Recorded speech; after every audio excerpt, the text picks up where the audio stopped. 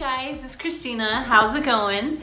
So for today's video, I wanted to talk about class schedules, and I wanted to share my class schedule with you.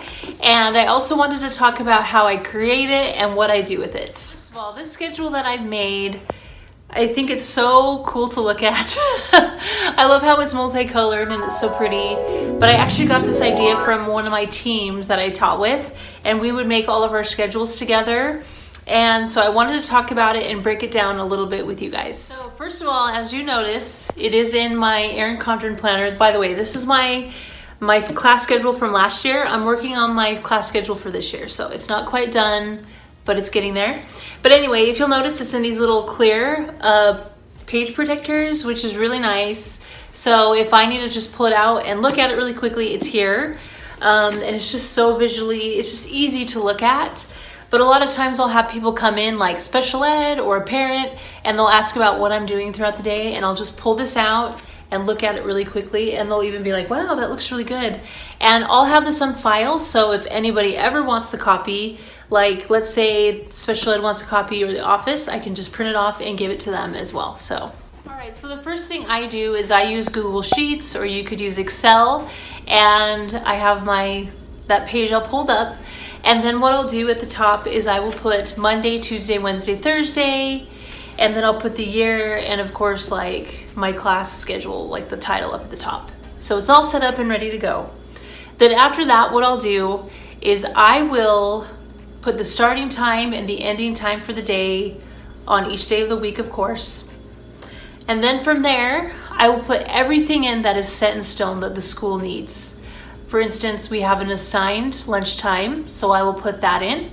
I will also put in recess times, because for us it's also assigned as well.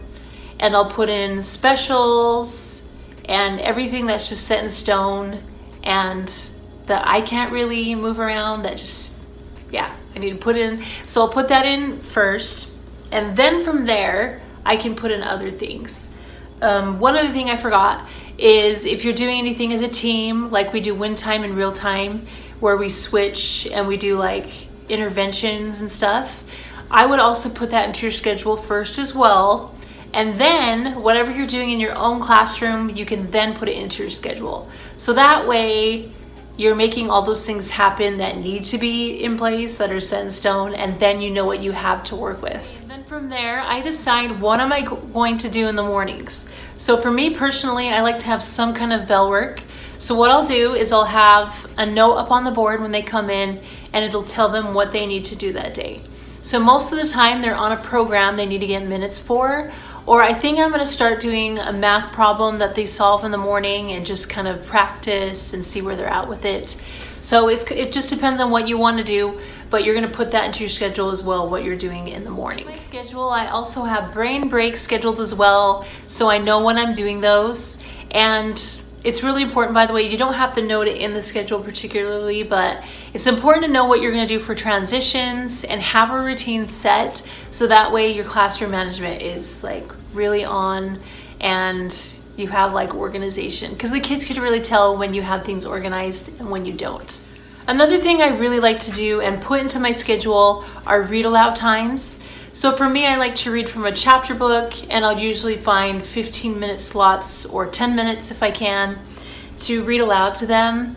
A lot of times it's really nice to have it before lunch or after lunch, or maybe before they're about to go at the end of the day. It's just a nice little thing to do with them, get them into reading, and a lot of times it's a nice transition as well. Another tip, I would suggest doing math first. That's something I've really liked to do, just because I feel like when they first get to school, they're ready to go and ready to learn, and as the day goes on more and more, you know, they tend to get distracted with other things, and you know.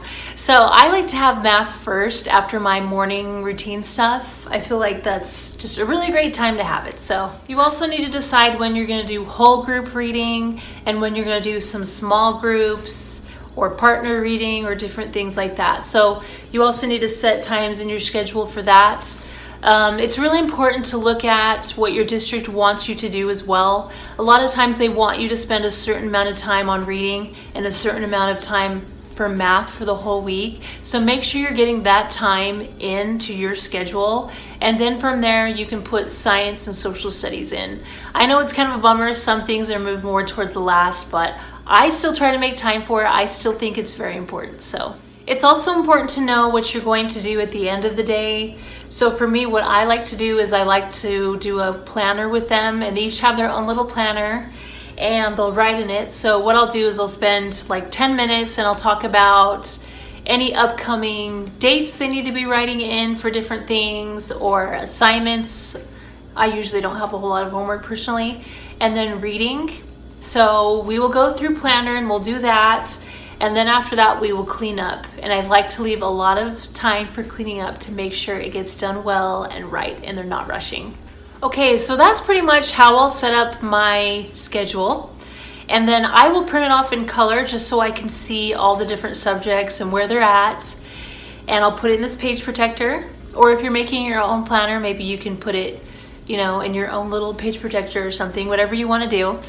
And then from there, if I am putting up my schedule in the morning, which I do, I have it on little magnets on the board, then I will look right at this and I will arrange my schedule and everything. And then I will also set up my planner to correlate with the schedule as well. And then from there, as I'm filling out my planner for the week, so what I like to do is on a Friday, I'll fill in my planner for the next week, the detailed part, and I will put the subjects that I'm teaching at the top and the order they go in on the schedule. I used to put times in, but I'm like, you know what, I can look at times on my schedule. I'm just gonna put the subject on, on the top of my planner and then I'll go through and fill it all out from there. So it looks something like this.